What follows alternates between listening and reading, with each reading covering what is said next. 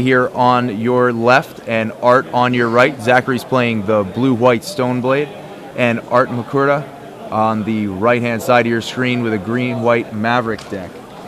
So, are there any of the cards out of the blue-white Stoneblade deck? It looks fairly standard, but is there anything that stands out to you, Patrick? Yeah, the thing that's most interesting is the use of Wrath of Gods in the sideboard. I think is going to be amazing in this matchup. I mean, not everybody who plays, not every blue-white deck has Wrath of God in Legacy, and that's going to be, something that definitely gives him a little bit of an edge here. Yeah, definitely not a card that you're going to be expecting for out of that blue-white Stoneblade. So, Art leads off with a Windswept Heath, sends it into a forest. And it looks like he's green sense anything, going for the usual, go get Dryad Arbor, get that mana acceleration. Yep. Time to get ahead. It's really amazing that there's this creature that's like a Noble Hierarch or a Llanowar Elf or whatever, but that you can just turn into a Scavenging Ooze, a Kasali Pride Mage, a Scrib Ranger, a Gaddock Teeg. I mean, there is a reason why it was banned in Modern, Absolutely. Now, he went and got the forest. The Dryad, yeah.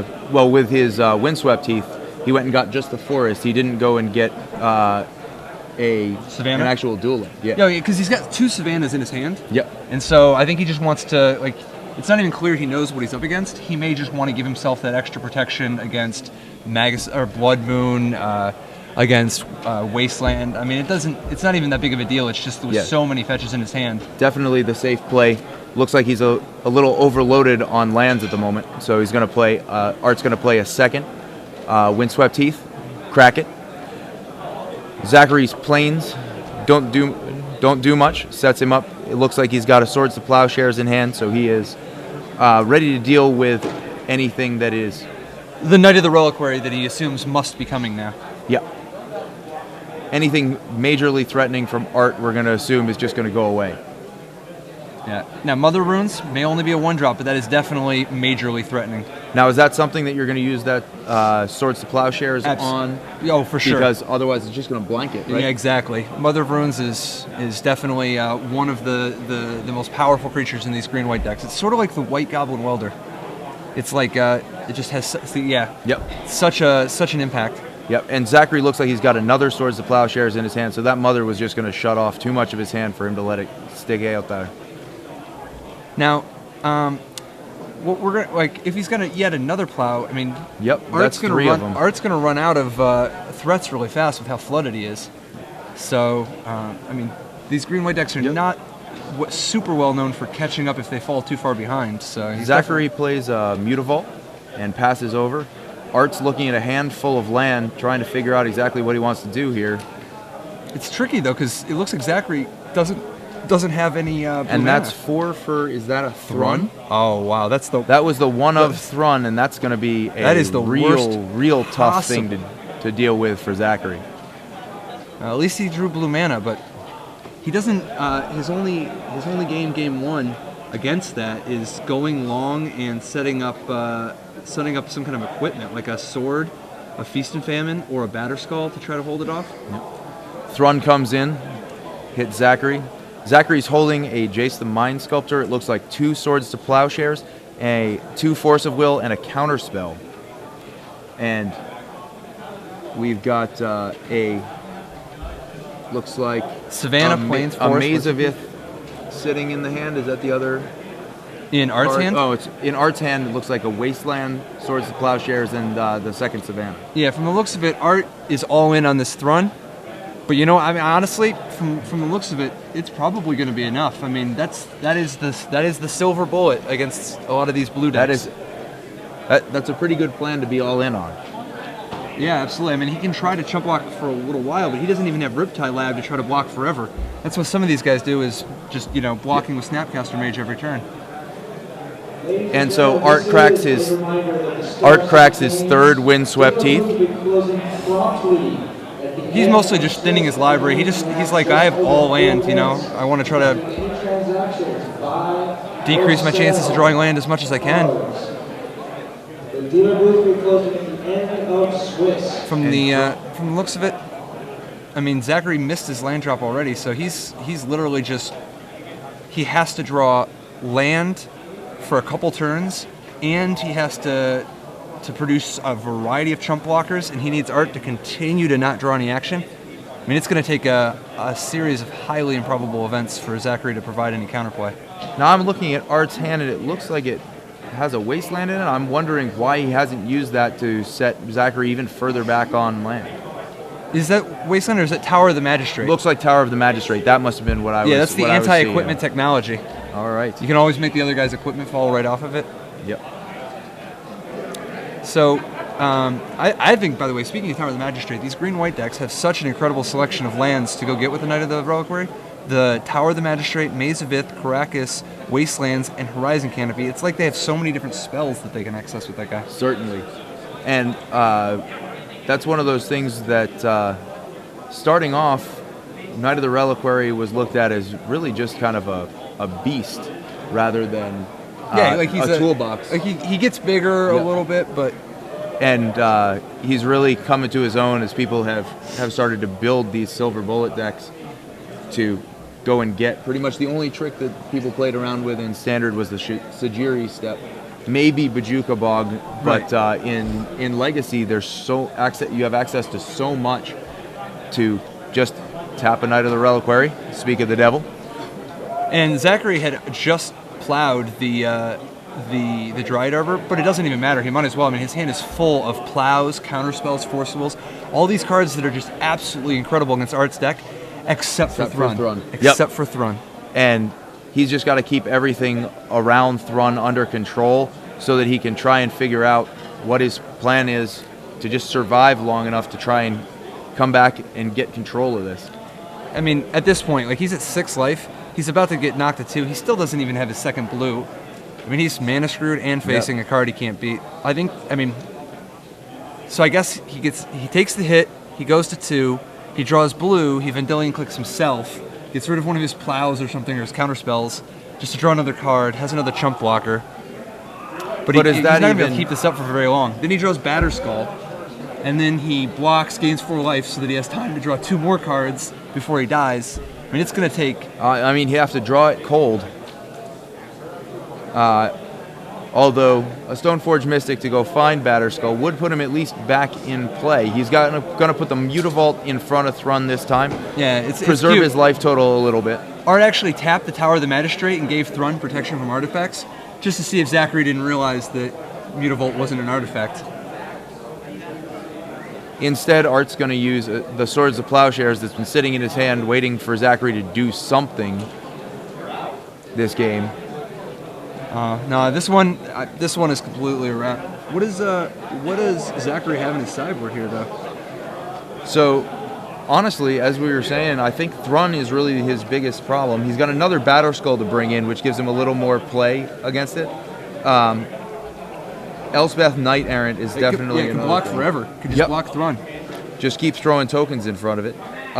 Do you bring in Wrath of God? Oh, for sure. Wrath. Certainly. It doesn't even, like, Wrath is his answer to Thrun. And Wrath is better than Day because it actually hits for Regenerators. Yep, absolutely. Yeah, and then Path to Exile I think is actually probably going to be important too, just because he's going to need to be able to do things like keep Gaddock Teague off the table. Because Gaddock Teague actually shuts down Wrath. Yeah. Wrath is just over that threshold, and Zachary realizes what we've been saying for a little while, that we're going to game 2, and it's time to pick up that sideboard and start looking for stuff. Meanwhile, Art's actually got a few different options here. Dauntless Escort, it's kind of an interesting card. It actually, even though Wrath beats the Regenerators, Dauntless Escort beats the Wrath by making them all indestructible. But you got to think he's not thinking about the Wrath.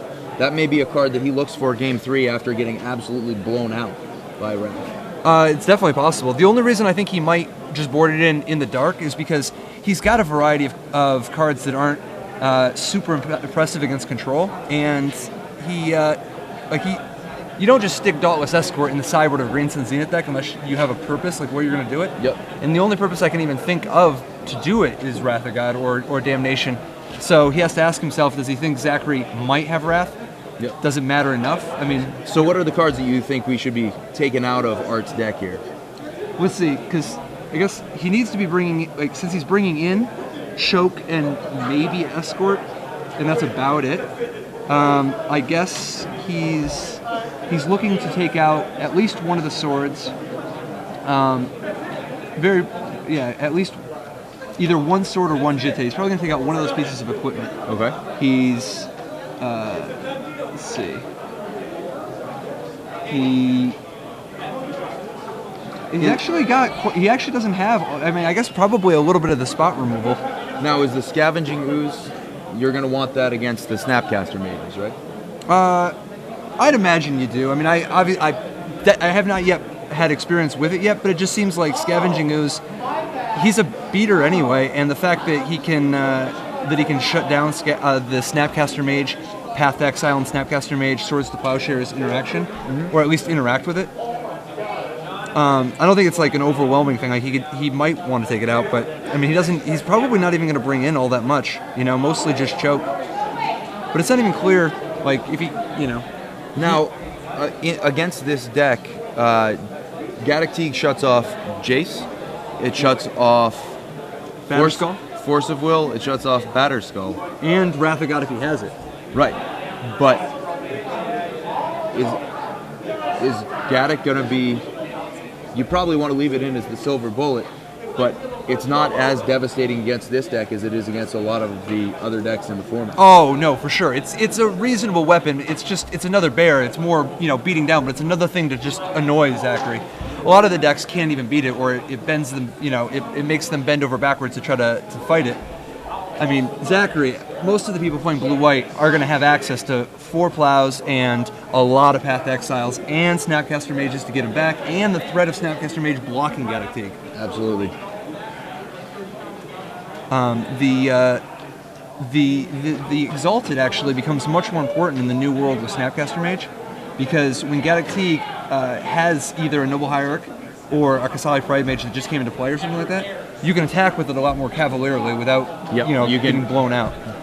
Pumping up to that 3rd toughness becomes much more important when you have a 2/1 flash who can jump in. Additionally, I mean, you also have Caracas, which I'm not familiar enough with the green-white decks to know for sure if they sideboard out one of these utility lands in the right circumstances, but like Caracas still has excellent value with both Gaddock Teeg and Thrun because of just being able to bounce your own guy. Yep, you can save your own guy. I think that's primarily in there against Reanimator, but either Jin Gitaxias or Iona or even your opponent's Emrakul and some other weird combo decks. But bouncing Gaddock Teeg or Thrun, I mean Thrun in particular is such a devastating threat to him. If he tries to Wrath and there's a Caracas in play, the Thrun's just going to come back down. Absolutely, and it's those types of interactions that separate a lot of the really good players from people who just pick up a deck. Because if you pick up a deck and you just think the Caracas is against Reanimator, you might not be thinking about these interactions. So Zachary leads off with a Tundra here. Art starts with Mother of Runes. Plains and into Mother of Runes. Yeah, Mother of Runes is just about the best thing for him to start with. I mean, all he has is a few mana creatures in the Mother of Runes. And the Mother of Runes is the one that forces Zachary's hand immediately. Yep. And Zachary he doesn't want to path it, immediately, or else Art is already up to 3 mana. And also, we saw last game where Zachary used a Swords to Plowshares on a Mother of Runes. Doesn't look like he has that here. Then, I mean, if he doesn't plow the Mother of Runes immediately, it just starts becoming, like I would even consider just Force of Willing it. Brainstorm in response, see what you get. And I mean, even... Okay, so he does have the Path to Exile. Yep. And he does not make the classic mistake of waiting to the upkeep, thinking, oh, I want the land to be tapped, and then realize, oh, Mother of Runes, I forgot. Yep. All right. Still, this is not necessarily, all sunshine for Zachary here.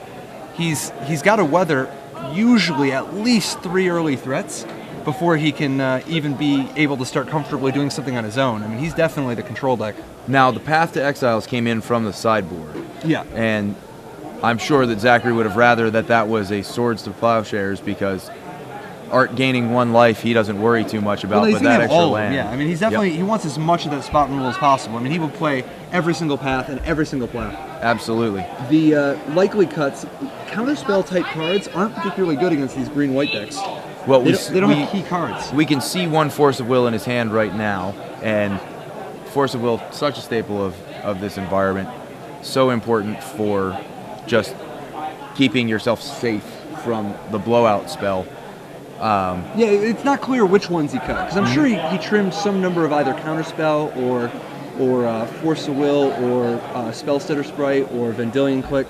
Would Spell Snare be one that you would look at, or is that one It's possible, because he doesn't need 4 Spell Snares. There are a number of good targets. You know, there's Stoneforge Mystic, Gaddock Teague, Scavenging Ghoul, you know, Scrib Ranger. And speaking of, I think we're going to see a Spell Snare on a Stoneforge Mystic right here. And one of the nice things about Spell Snare is that it's actually a good tempo play, because if you're spending, you know, every time you're path exiling a Mother of Runes, you both spent 1, but now he's 1 ahead of you. Yep. Spell Snare, you get 1 ahead of him temporarily. Yep. And now Art knocked out one of Zachary's Tundras. Zachary plays a Plains, and Stoneforge Mystic searching through.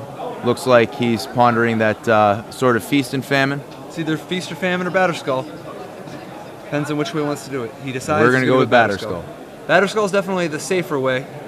Sword of Feast and Famine is a little bit ambitious, and the problem there is that I think that there's too many things that can go wrong. You know, you could get blown out by a plow even. Yep. You know, or a Maze of It. Batterskull brings its own guy to wield it. Batterskull, you're drawing 2 different cards that are both giving you, you know. Yep. Whereas you got to keep another card in play in order for Sword of Feast and Famine to be effective. So Art at this point is just trying to make a little bit of forward progress. He's Sylvan Library is decent, but he's going to start losing some tempo. I mean, the green-white deck's not really trying to grind out the blue-white deck. Oh wow! Looks like Zachary is gonna. Force of Will. Was that a Force of Will removing a Spell Snare? Spell Snare? It is. Yep. This is exactly what Zachary wants to have be going on. You know, he stopped the first 3 threats and managed to commit something of his own to the board. Yep. We talked about trimming some of the counter spells. One of the nice things about Spell Snare and Force of Will is they can actually give you a little bit of tempo. But each one can save you mana. Yep. You're getting ahead in terms of resources when you're using those 2. So Art sacrifices his Windswept Heath, finds another Plains, and throws his deck off the table. Understandable from this position. Nobody wants to face Stoneforge Mystic.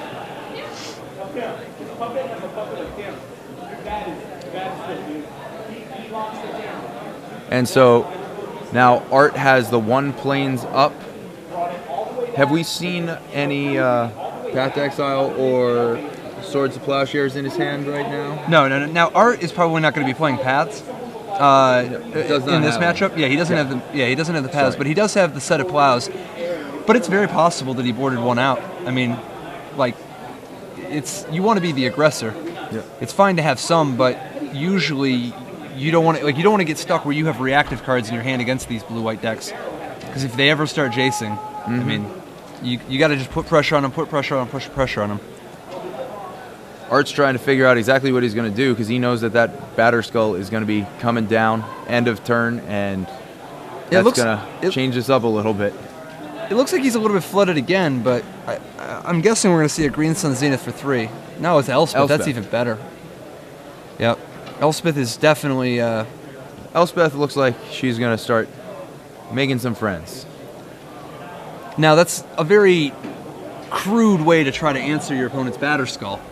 But it is a very powerful permanent that doesn't just get simply beat by the Batterskull. You know, can at least hold it off, and if he can get one more thing going... Yep, and as expected, some pressure. There's Batterskull. Now, the nice thing about the Batterskull in this position is that it's going to gain Zachary so much life. Even though it's not making a ton of progress against Art's Elspeth, it's going to gain him so much life that he'll have a little bit of a cushion to work with later. Well, honestly, a few swings from Batterskull, you don't actually have to be beating Art in order to put yourself pretty much out of range with this green-white Maverick deck. Yeah, because one of the things he's going to have to do at some point is consider like some pretty wild attacks just to make sure Elspeth never goes ultimate. Because it's going to be really, really tough if Elspeth gets up to 9 where it can actually ultimate and still be around, so that he just has indestructible guys for the rest of the game. Certainly. And sometimes if your life total is a little bit lower, having to attack with all your guys leaves you in such a compromised position. But this Batterskull fixes that. Yeah, Batterskull is definitely going to make that a non-issue. And so looks like this is going to be one of those attacks where he just pushes in. Now Elspeth comes in with 4, went up to 5. Yep, correct? and he's surely just going to block the token. The idea being that block the token, block the germ, yeah. And the idea being that if he can commit one more good threat to the board next turn, he can actually stabilize because he'll have another Elspeth token to chump Batterskull again, and then he'll have whatever good card he plays to hold off Mutavault and Stoneforge Mystic. So Elspeth coming down to 2 counters here. And another Stoneforge is going to probably go and get Sword of Feast and Famine. Absolutely. Absolutely. This is a fantastic line for Zachary just because he's going to have a variety of different threats across the table. You know, it's not any one thing. So, because these green-white decks are so good at hosing one thing, you know, it can be any one thing. You've got to apply a broader strategy in order to back them into a corner. So Art definitely, it doesn't really matter which one he plays. He just needs to play something that has a pretty big impact on the board. You know, like Knight of the Reliquary, Green Sun Zenith, I was going to say Stoneforge Mystic. He's got Green Sun Zenith in his hand. One more land gets him up to where he can go and get Thrun. Is that the play here?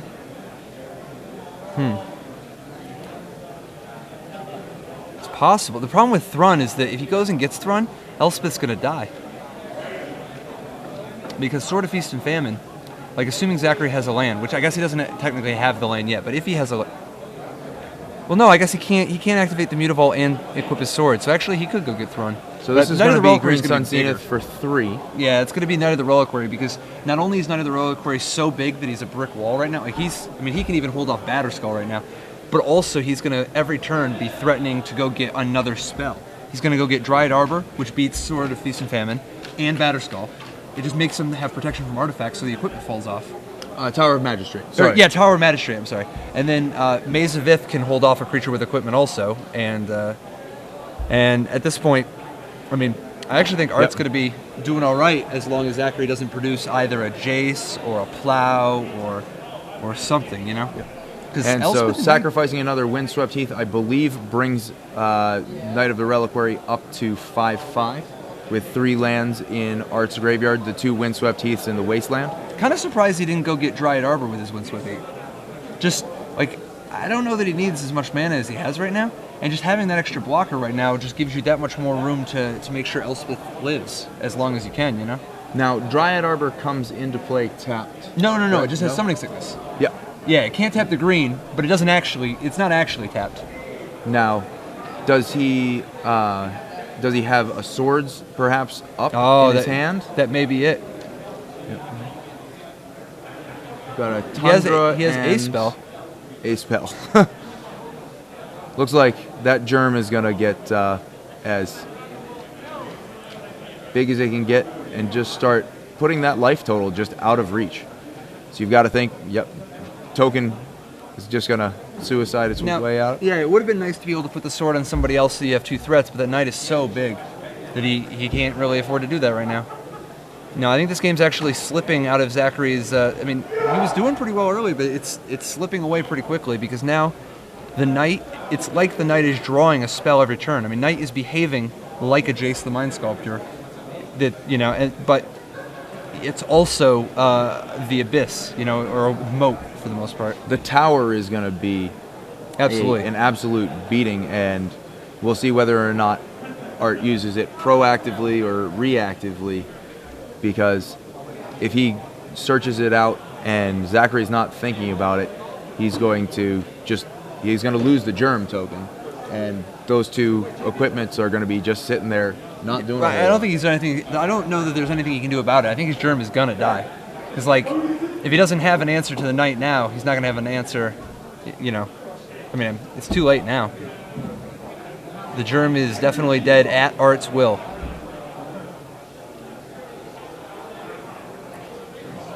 So now, the problem with using the tower here is that he opens it up for Zachary to re-equip one of his other creatures and get in. Yeah, it's weird if this is his main... I'm not positive why Art is doing this main phase.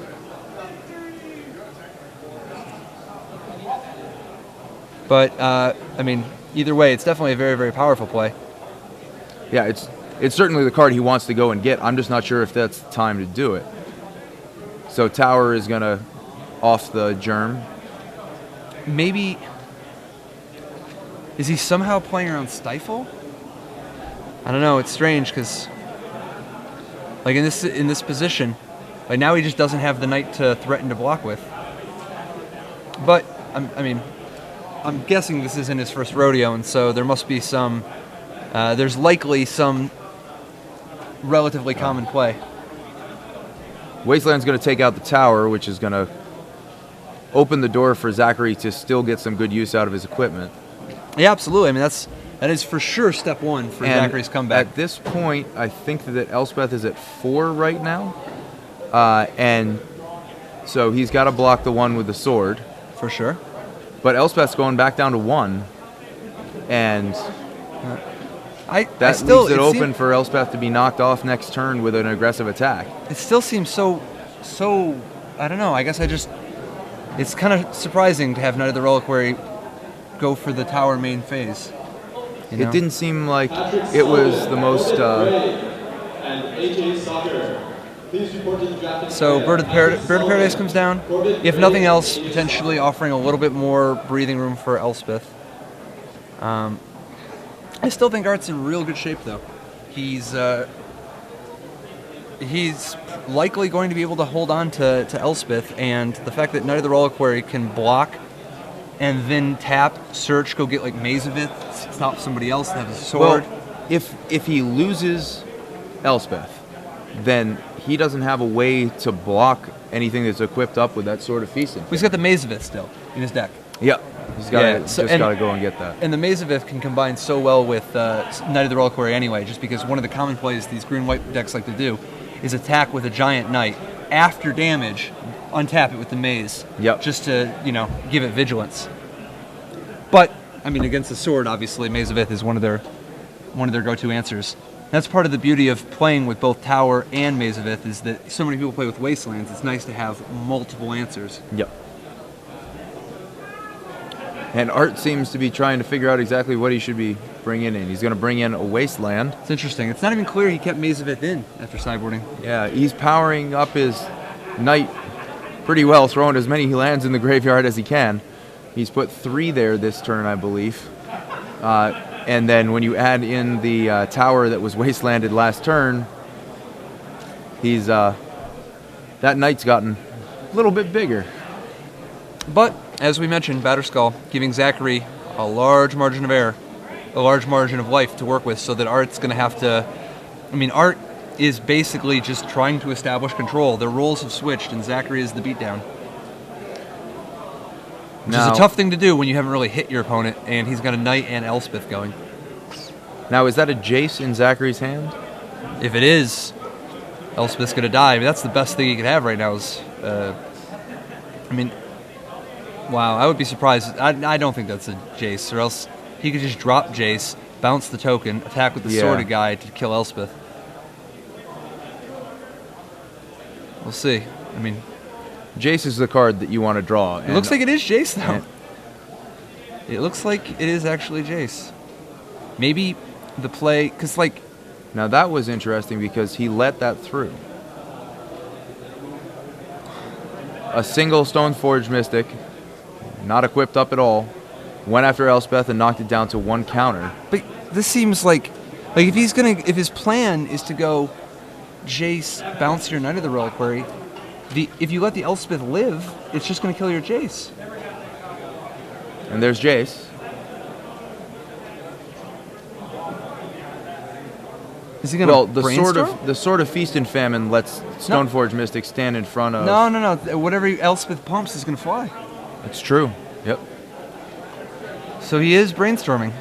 That's wild. See, I mean, I don't really know that much about activating Jace, but one of the first things I thought of when I looked at it was if you bounce the token, you can swing with the sworded guy, hit Elspeth, and kill. And that's half the problem solved right there. Yep. Make Art use his Knight to go after your Jace. And your other Stoneforge could stand in the way there. Yeah, you can chump block. Absolutely. You could probably keep your Jace. Assuming Art doesn't have anything, you get to keep your Jace. He'll swing with a token in the Knight, you chump the Knight, you still have a token that gets through, but it knocks Jace to 1. You end up with a Jace on 1, and a Sword of Feast and Famine, and a Batterskull, and you still have 1 Stoneforge left that's already equipped. versus an Elspeth, or versus just a soldier, a bird, and a knight. I think that was the turning point in the game, and that was the move. And Art uses another Windswept Heath, searches out a Savannah. Man, do we have any idea how many digits are in Knight of the Reliquary's power at this point? Like, this seems... Wow, choke. Well, that's gonna be. Well, that's gonna be the game. Okay. Man, this would have been such a game if he just didn't have Elspeth and Zachary just still got to keep his Jace. Then he had to fight against choke. Man, that would have been an exciting one to watch. But it looks like Art is going to make relatively short work. I mean, it's probably going to take a couple more turns, but I don't think it'll be that many. I think all right, so the Elspeth's going to be able to hold off the Sword of Feast and Famine. Knight of the Reliquary will be able to finish off Jace, and then at this point he'll just be choked on mana. So we will see Knight of the Reliquary plus Elspeth pretty much unchecked. The Knight is a 12-12. I think it just went to 13-13 there. And the Knight, the Knight has to kill Jace this time. But assuming Elspeth lives, it's not going to be that much longer before Knight kills in 1 or 2 hits. It looks like it's going to be something other than the Knight that's going to go after Jace. But yeah, with the plus even 3, just the plus bird 3, it paradise. doesn't matter. Right. All right, so we're going to make...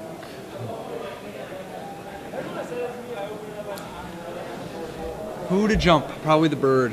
The soldier needs to be able to block the Sword of Feast and Famine creature. Yep. Bird gets in and Jace falls to the Bird of Paradise. Oh, that probably doesn't happen that often.